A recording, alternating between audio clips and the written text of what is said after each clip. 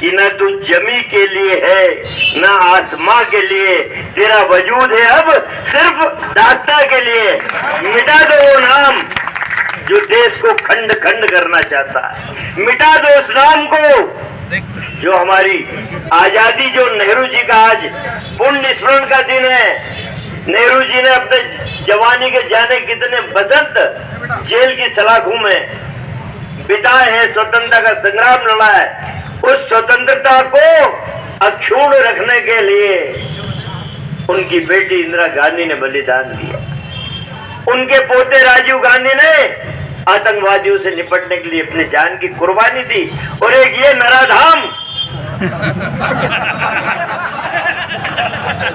आजादी हमारे पुरखों ने दिलाई, महात्मा गांधी, नेहरू जी, सरदार वल्लभ पटेल, सुभाष चंद्र आजाद, जिन्ना साहब। और ये पट्टा आजादी की 75वीं वर्षगांठ मना रहा है। इसके बाप दादाओं ने किसी ने भी स्वतंत्रता के संग्राम में, आंदोलन में कभी हिस्सा नहीं लिया, लेकिन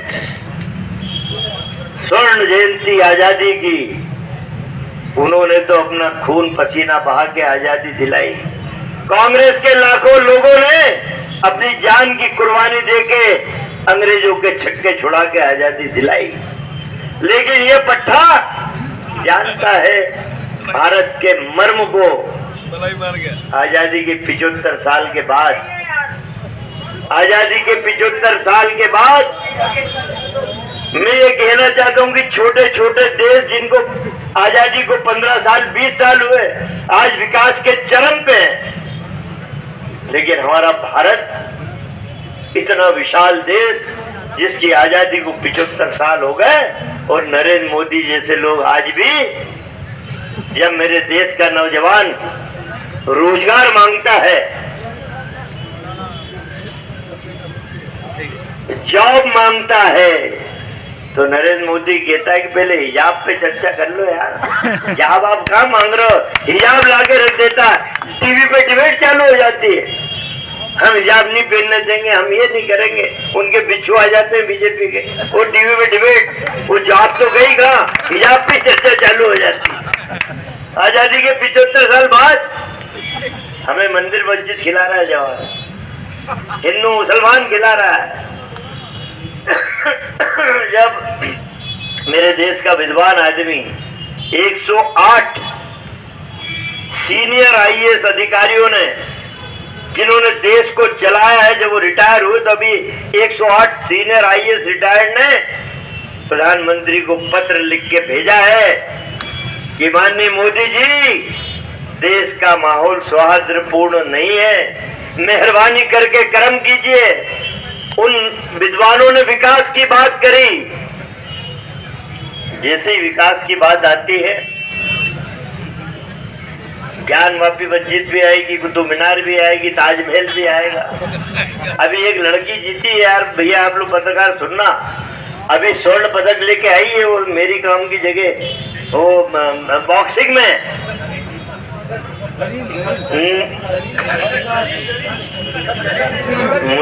मुसलमान है यार, मुस्लिम है, उसका नाम भी, यदि मोदी का बस चले तो उस मुसलमान बच्चे का नाम भी बदल दे, इतना खतरनाक आदमी। जी नहीं, ये नहीं, इसका नाम तो इसके ये था, मोहनजोदड़ो हड़प्पा की खुदाई से ले आएगा कोई नाम। जी नहीं भाई, ये कैसे मुसलमान नाम कैसे रखते हैं आप? देश को आवश्यकता जिन बातों की है,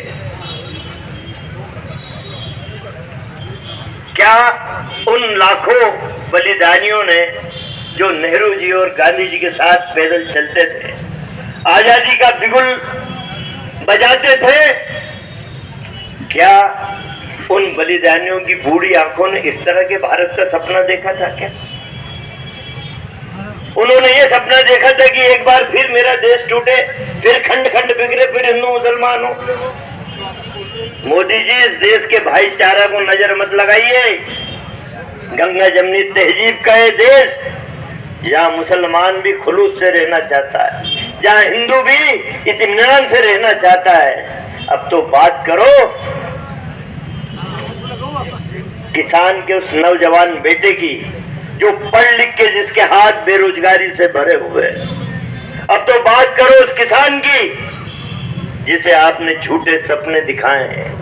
आपने कहा कि किसान भाइयों घबराना मत, 2 साल के अंदर तुम्हारी आय मैं दोगुनी कर दूंगा। किसान की आय तो आधी रह गई, लेकिन अडानी और अंबानी की आय 2 लाख गुना बढ़ गई। गजब के दोस्त भाई मोदी के। मैं तो कहता हूं कि मोदी की औकात ही नहीं कि देश चलाए, सरकार चलाए। इस देश को तो अडानी और अंबानी चला रहे। जब मेरे देश के किसान ने अपने माथे का पसीना बहा के जमीन में फसल उगाई, बम्पर गेहूं की फसल हुई, किसान को 2500 2600 का भाव मिलने लगा।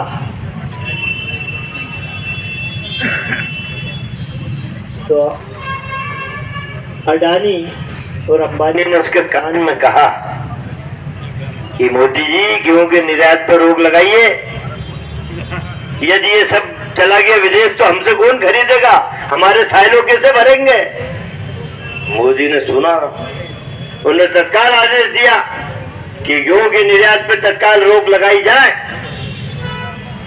तो भैया मैं क्या गलत कह रहा हूं, मैंने कहा कि इसकी औकात ही नहीं कि सरकार चलाए। सरकार अडानी और अंबानी चलाते हैं। जो उद्योग नीति वो बोलते हैं, जो व्यापार नीति वो बोलते हैं, उस नीतियों में एक एक अक्षर जो वो बोलते हैं वो लिखा जाता है। मेरा किसान देश की बॉर्डर पे आंदोलन करता है अपने वाजिब हक के लिए।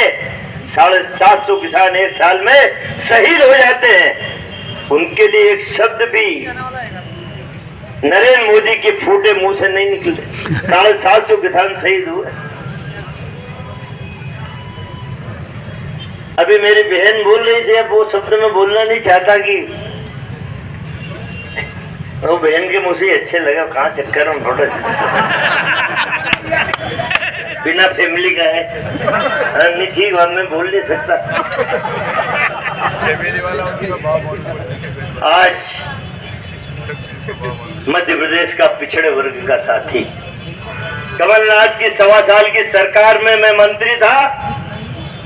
जब पिछड़ा वर्ग के साथियों ने मांग की कि कमलनाथ जी हमें कम से कम 27% आरक्षण मिलना चाहिए, कमलनाथ ने कहा चिंता मत करो।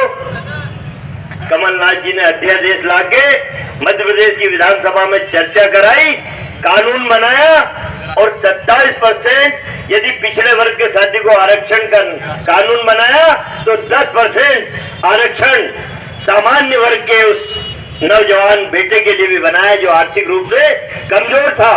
कहीं जाति का भेदभाव नहीं, लेकिन पिछड़े वर्ग के 3 मुख्यमंत्री दिए मध्य प्रदेश वासियों ने, वो पिछड़े वर्ग के लोगों नहीं दिए।